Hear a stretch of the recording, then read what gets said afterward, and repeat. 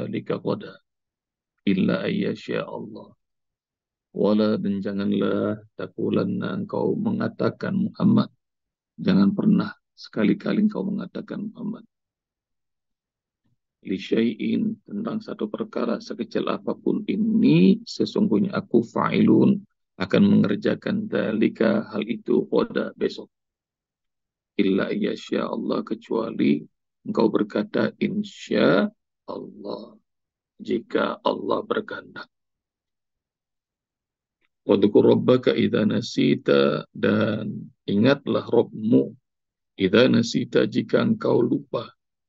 Wakul, dan katakan Muhammad, asa ayyahdiani rabbi li aqraba min hadza rasyada.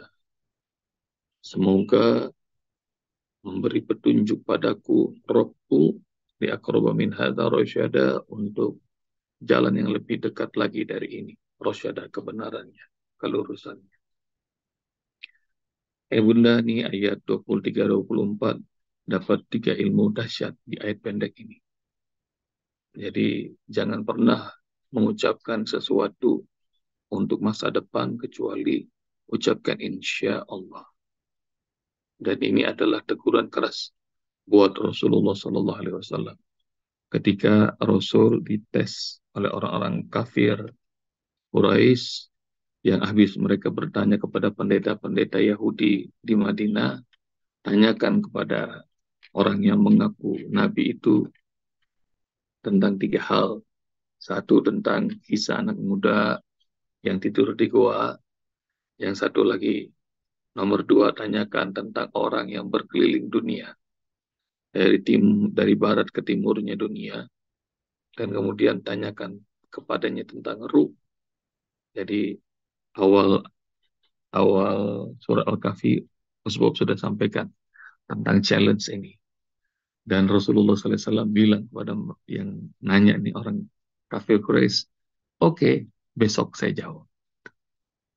Dan Allah tidak turunkan wahyu tentang challenge itu, bagaimana cara menjawabnya. Setelah lama, beberapa hari baru Allah turunkan. Jadi dijawab sama Allah, tapi dengan teguran keras ini. Jadi setelah ayat 1, mulai dari ayat 9 sampai ayat 22 kemarin, ayat Bunda, secara detail Allah jelaskan kisah Ashabul Kahfi.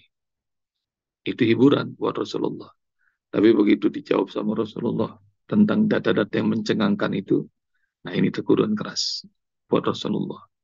Jangan pernah engkau mengatakan Muhammad, inni fa'ilun dzalika qada, aku akan kerjakan besok. Sama juga buat kita semuanya Bunda. Kalau janjian sama teman, sama klien, sama customer, sama siapapun, jangan ngomong oke, besok, atau bentar ya, gitu. Tapi ucapkan insya Allah. Jadi ucapkan. Dan ini adab yang langsung diajarkan oleh Allah Subhanahu wa taala. Jadi dalam semua perkara yang kita belum tahu kepastiannya, libatkan Allah. Ucapkan jika Allah berkehendak, jika Allah tolong, jika Allah Subhanahu wa taala bersama kita. Ucapkan insya Allah. Gimana nih hari ini puasa Syawal? Jawabannya insya Allah. Bagaimana kita lanjutkan hafalan Qurannya? Jawabannya insya Allah. Jadi latihan sama ayah bunda. Tapi insya Allah itu jangan terjebak dalam kebiasaan uh, apologetik. Jadi jangan buat Allah jadi korban dari uh, perilaku ketidakjujuran kita. Jadi jangan ngomong insya Allah tapi maksudnya enggak. Nah, enggak boleh itu. Jadi insya Allahnya harus dibuat positif sama kita. Jadi insya Allah, insya Allah. Sungguh-sungguh kita berikhtiar, hasilnya Allah yang menentukan. Jadi ini pekerjaan kapan diselesaikan? Insya Allah dalam sepekan. Ngomongin sepekan, tapi baru sehari udah jadi. Masya Allah. Saya kemarin ngasih orderan sama Usbib. Usbib, ini ada permintaan terjemah kitab. Bisa nggak 2 pekan? Kata Uspip, bisa. Insya Allah. Janjinya 2 pekan, sehari udah jadi Uspip. Masya Allah, keren. Jadi itu maksud saya kalau mengucapkan insya Allah tuh jangan dibuat janjinya 2 pekan, terjadinya 3 pekan. Nah, jadi akan membuat citra Islam itu jadi jelek. Tapi ucapkan insya Allah dengan kemampuan optimal dihadirkan. Mintanya janjinya 2 pekan, 1 hari udah jadi, udah kelar. Gitu. Ayah, uang belanja 3 hari lagi kasih ya, kata ayahnya. Insya Allah. Baru ngomong langsung transfer. Itu, insya Allahnya keren itu. Padahal 3 hari lagi masih diperlukan. Tapi kayaknya kalau dari senyum-senyumnya ayah bunda, kayaknya THR masih banyak. Jadi uang belanjanya insya Allah kata para ayahnya. Anak ayah andung nih belum kelihatan nih. Kangen sama ayah andung. Sudah hadirkah? Terus ucapkan latihan. Insya Allah, insya Allah, insya Allah. Ilmu yang kedua, ayah bunda, ini ilmu dahsyat. Wadkur rabbaka idza nasit. Ingatlah Tuhanmu jika engkau lupa. Ini dalam sholat khusus sebab kasih ilmu yang sebab sharing ilmu yang dahsyat banget dari Allah. Ini ayah bunda ilmu baik di dalam sholat maupun di luar sholat pakai. Jadi kalau sering rasa lupa, pikiran bercabang ketika sholat, nah dikasih tahu caranya sama Allah. Ingatlah Robmu ketika engkau lupa. Jadi kalau sudah mulai pikiran kemana-mana, hadirkan Allah lagi. Dengan cara apa? Zikrullah. Jadi ingat Allah, Allah, Allah, Allah, Allah. Tapi zikirnya ya bunda, zikir jiwa, zikir batin. Ya, zikir batin. Kenapa? Karena lisan ini ada batas kemampuannya. Kalau lagi ngobrol, nggak bisa tuh. Ini dipakai mengingat Allah. Kalau lagi nyanyi, apalagi. Kalau lagi tidur, nggak bisa pakai lisan. Tapi kalau hatinya sudah terlatih, jiwanya sudah terlatih mengingat Allah, maka dalam kondisi qiyaman wa qu'udan wa ala junubihim. Ada teknik mengingat Allah di ayat 191 surah Al-Imran. Mengingat Allah dalam kondisi berdiri, duduk, berbaring. Ayah bunda cari itu ayatnya, PR ya. Jadi teknik zikrullah mengingat Allah dalam kondisi berdiri, duduk, berbaring. Aisyah bertanya kepada Rasulullah SAW, bagaimana cara mengingat Allah ketika tidur? Nah, kata Rasulullah SAW tercari sama ayah bunda, bahwa Rasul mengatakan, al-ainani tanam, walakin la yanamu qalbi. Mata ini keduanya tertidur, tapi hatiku tidak pernah tertidur untuk mengingat Allah. Sama ayah bunda cari itu hadis yang sebut. Dua mata ini tidur, tapi hatiku tidak pernah tertidur. Jadi rupanya ada teknik mengingat Allah dalam kondisi tidur sekalipun. Kalau tidur kan nggak tahu tuh gimana caranya. Rupanya caranya adalah kalau lupa ingetin, lupa ingetin. Wadhkur rabbaka idza nasi. Jadi kalau makin banyak mengingat Allah, maka lupanya makin sedikit. Jadi kalau ayah bunda lagi sholat, pikiran mulai bercabang, nggak usah diikuti. Stop, hadirkan lagi Allah. Allah.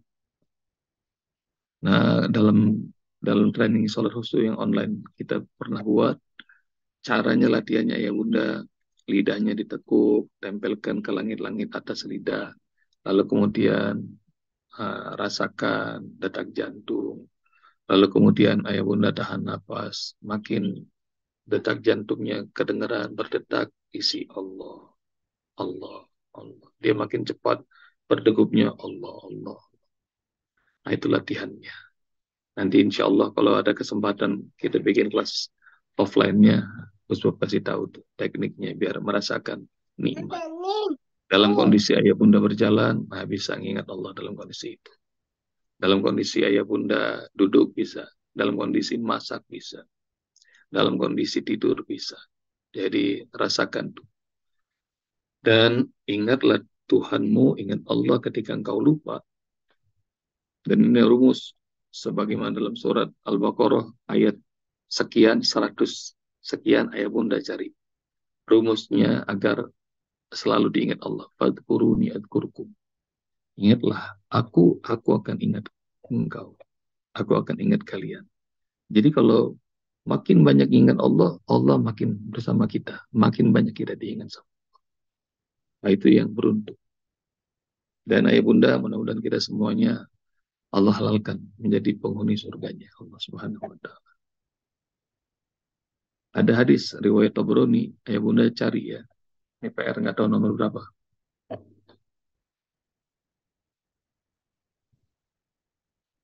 Ada penyesalan. Laisa yatahassaru ahlul jannah ala sa'atin yamuru biha lam yazkurullah ta'ala. Ada penyesalan terbesar bagi penghuni surga. Ini udah di surga. Udah dapetin semua kenikmatan. Ada penyesalan terbesar ahli surga. Mereka mengingat masa-masa hidup mereka di dunia. Marru ala sa'atin. Ada saat-saat yang mereka lewati ketika di dunia. Lam yadhkurullah ta'ala. Di mana mereka sadar di saat-saat itu mereka nggak ingat Allah. Jadi penyesalan terbesar ahli surga adalah udah ada di surga masih nyesal. Kalau mereka mengenang ada satu saat mereka itu nggak ingat Allah. Mereka makan nggak ngucap basmalah. Habis makan minum nggak ngucap hamdalah. Mereka nyesal. Ada kesempatan banyak untuk ingat Allah, untuk tilawah Al-Quran, untuk dengar tausiah. Umurnya habis karena scrolling medsos sama nonton drakor. Jadi banyak tuh. Itu penyesalan terbesar ahli surga. Nanti cari itu hadis riwayat Tabrani. Jadi Allah, rupanya penyesalan terbesar adalah itu. Penyesalan terbesar juga dia sholat, tapi nggak ingat Allah sepanjang sholatnya nggak khusyuk. Penyesalan terbesar dia belajar Al-Quran, tapi selama belajar Al-Quran, Allahnya nggak berasa keagungannya. Dia haji, umroh, segitu dahsyatnya. Orang-orang dapat kenikmatan, dia nggak ngerasa nikmat. Tuh kayak begitu tuh ya bunda. Jadi ada rasa penyesalan terbesar ahli surga. Mereka sadar ketika masa hidup mereka di dunia, mereka nggak banyak ingat Allah. Dan ayah bunda, Rasulullah kasih tahu ya, bahwa semuanya ini di dunia ini fana. Diri kita, rumah kita, keluarga kita, harta kita, segala-gala itu fana. Kadang-kadang ada bersama kita, kadang-kadang nggak ada. Keluarga juga begitu. Ada nih, besok boleh jadi nggak ada. Ada anak kita, cucu kita kayak Bunda Tutun, atau pasangan kita, atau orang tua kita. Sekarang ada, nanti nggak ada. Harta juga begitu. Sekarang ada, nanti nggak ada. Waktu juga begitu. Sekarang ada, nanti nggak ada. Nah, segala-galanya pasti fana, akan tidak ada. Karena itu penting sama ayah bunda untuk menghadirkan Allah, mengingat Allah yang banyak. Mengingat Allah dalam harta kita. Maka kalau kita ingat, ya Allah, ini aku sayang banget sama harta ini. Maka aku akan pengen harta ini sama aku sampai di akhirat. Caranya gimana? Mengingat Allah yang banyak di harta kita.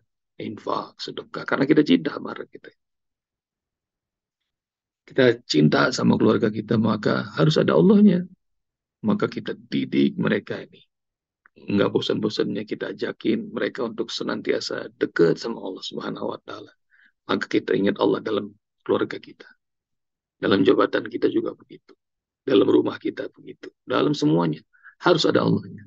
Kalau ada Allahnya, ya bunda, maka tenang tuh hati. Allahnya nggak ada, maka itu penyesalan. Maka nanti kita nyesel kalau yang kita pikirin anak kita adalah cuma fisiknya doang. Cucu kita yang kita pikirin cuma intelektualnya doang. Tapi Allahnya, Rasulnya, agamanya nggak kita tanamin. Nanti ada penyesalan.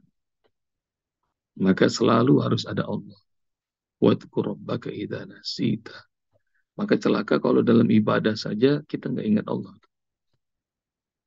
Jadi kalau dalam ibadah nggak ingat Allah, celaka.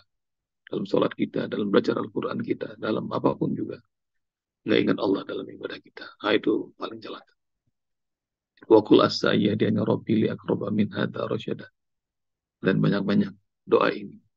As-sayyidina rabbi li aqraba min hadza rasyada. Semoga Allah berikan hidayah padaku agar aku makin dekat dengan jalan kebenaran ini. Jadi minta sama Allah. Ya bunda.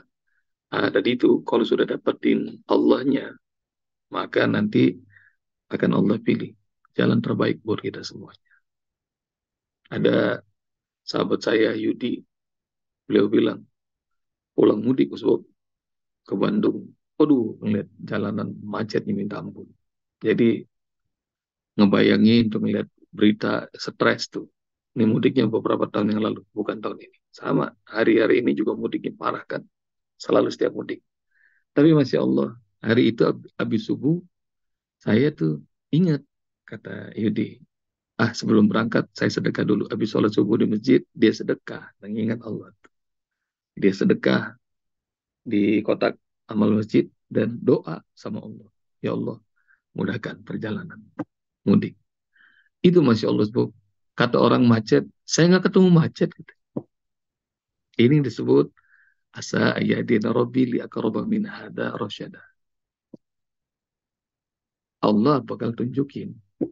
Ada orang yang nyari jalan hidup di dunia ini berliku-liku. Tapi kalau sudah Allah tunjukin, gampang. Itu. Jadi, bunda, tadi itu jangan lupa ucapkan insya Allah dalam semua perkara kita. Terus yang kedua, hadirkan Allah terus. Ingat Allah, ingat Allah, ingat Allah. Dalam semua urusan kita. Dalam waktu kita, dalam pekerjaan kita, dalam keluarga kita, dalam rumah kita, dalam tempat bekerja kita, dalam tempat usaha kita. Ingat Allah, ingat Allah. Terus yang ketiga, doa. Minta sama Allah. Ya Allah, beri saya petunjuk jalan yang paling dekat dengan kebenaran. Karena ada tuh orang yang nyari Allah aja sampai ujung hidupnya nggak ketemu Allah. Mati dalam kondisi tidak beriman. Banyak, jumlahnya miliaran. Orang yang seumur hidup nggak ketemu Allah. Nah ini, kalau ayah bunda sudah ngerasain nikmatnya mengingat Allah banyak dengan bersama Allah, nah ini, minta sama Allah. Cara tercepat menuju kebenaran. Nah ini yang kita syukuri nih.